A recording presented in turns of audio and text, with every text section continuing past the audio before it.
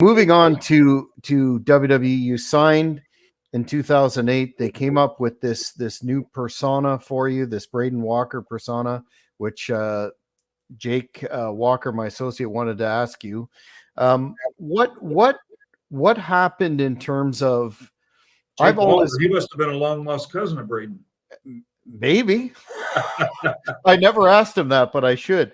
What was the thought process again behind taking, an individual who was a star, a main event talent in Wildcat, Chris Harris, and coming into the WWE with this other situation? And I know that happens to a lot of talent, but it seemed to me when I saw you debuted, it was a real head scratcher all the way around. What happened there? You said they had you were led to believe that they had some high hopes for you, and then it played out the way that it did.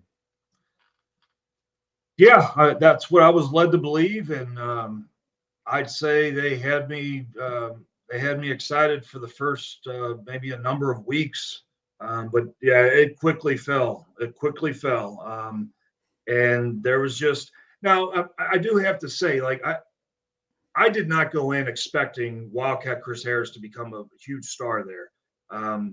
I went into it just no preconceived ideas or anything. I pretty much had accepted that Wildcat was not going to be part of the equation here. It's just not like them. For them to have had that happen, that would have been great. But I figured that Wildcat Chris Harris was not going to be part of the roster. So going in, I figured there'd be a name change. I figured that I was waiting for any kind of a change. If it was a gimmick change, something like that. I went into it open-minded. So I was ready for anything. So yeah, to be able to look back and when I can complain about certain things, and when people are backing me up on my side, and when they say, "Oh, it was a horrible name and it was a horrible this and that," let's take the name for example. It was a Wildcat Chris Harris, no, but I had so much faith in myself, and I was so confident that the name didn't matter to me. You call me whatever you want, I'm going to break through. I just felt like that I had the talent, that I could, show myself that I could make it with this company, and that I could fight through all that, and the name wasn't going to be an issue. And that could go along with all kinds of other things, the look or the music or the background, anything like that. But when you have that happen to all of those different things, then it's like you're fighting an uphill battle. I was generic from start to finish, from everything. Whether it's the name, the look, the music was awful. But again, the music's not going to make or break. It's just the whole package is what was happening. And I met with the writers as far as direction and what we could do, and there were so many ideas thrown out. I remember leaving that meeting feeling so excited. And maybe that's their job. They have that power to really get you excited about something, just to jerk it out from underneath you. And I remember being excited, and it was like the very following week at TV, it was like nothing was ever talked about. So yeah, for years I've said that. It's just amazing. $1 billion company, and they had no thought going into anything with this, and that was disappointing. It was I was just ready, and I was ready for anything, man. I was ready for the road. I was ready for all that. I wasn't married at the time. You guys could have sent me out on the road. I wouldn't have complained, and I would have done as many appearances as they wanted me to.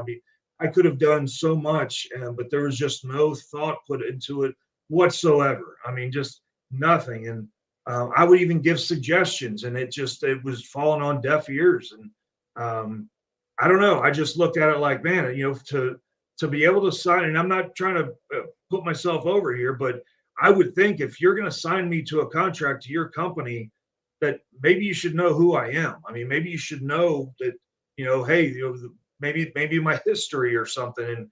And I certainly didn't go in bragging about TNA. I knew from the start that would be a no-no. So TNA never came out of my mouth. I was there, and I knew I was going to start from the bottom, and I was willing to work my way up, and that's what I was trying to do. But even then, it's just yeah, just nothing. I mean, I wish I could give you more, but I just feel like there was just no thought uh, put into this at all, and it was just kind of doomed to fail from the beginning. But I've learned at this point of my life, my career, I will take responsibility for anything that I played a part of. Should I have spoken up more? Maybe. Should I have, just I don't know, just different things I could have maybe done. I mean, maybe I could sit here and say I wish I would have done those things, but um, I was just miserable, man. I mean, it was such an awful time, and I hated being there. And for me to, as much as I loved wrestling, as much as my passion was for wrestling, for me to work for the biggest company in the world, the one that we all strive to get to, for me to work for them and to say that I hate being there. I mean, um, I, that's when I really learned how serious anxiety can be. It's not just being nervous. I mean, it's something that takes over your life. I had some serious issues with that, where I had some anxiety problems just going to work that day, and it was taken over to where I just hated being there so much, and I didn't want to be a part of it, and I wanted out. I mean, which is really sad to say, and it did some damage on me for years to come. But yeah, it's just the way it's the way it was, man. And I just look at it like, hey, it wasn't meant to be for whatever reason, and I definitely think something could have been done. I think if it maybe more communication or something. I mean, I had faith in myself, and I know that I had the ability to do my part, but they just weren't. They weren't. They were willing to give me the time of day. So that's how it worked out, man. And by the time I got my release, I was thankful. I was one of those guys that I wasn't devastated at a release from WWE. I was thankful that I had my release. Yeah, a real head scratcher considering, years down the road, you look at how some of the other TNA originals ended up in that company. It just seemed that you had all the tools and everything, and they just had nothing for you. But that's wrestling, I guess. You would know that better than me. Hey man, they say timing's everything. Maybe if I waited a few years and gone with some of the other guys, because you're right, I did feel like they broke through that somehow. I don't know where the switch was, but for somebody with the talent of AJ Styles to go in there and to get debuted at a major pay-per-view, and for them to use the name AJ Styles, I mean, wow, you could.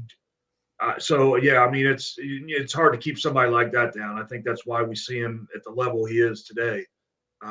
But other guys, Samoa Joe, got in there, got to be the same guy with the same name, Bobby Roode, Eric Young. I mean, I loved watching all these guys go over and make something of themselves and be a success. I loved seeing that. Why that wasn't happening for me, I don't know, but it didn't. Again, it could just be timing. I'm not sure. Maybe, maybe I should have waited a few more years to go with those guys, and maybe it would have been a different opportunity. Well, certainly validated in a lot of fans' eyes and commentators' minds how great TNA was during that time frame.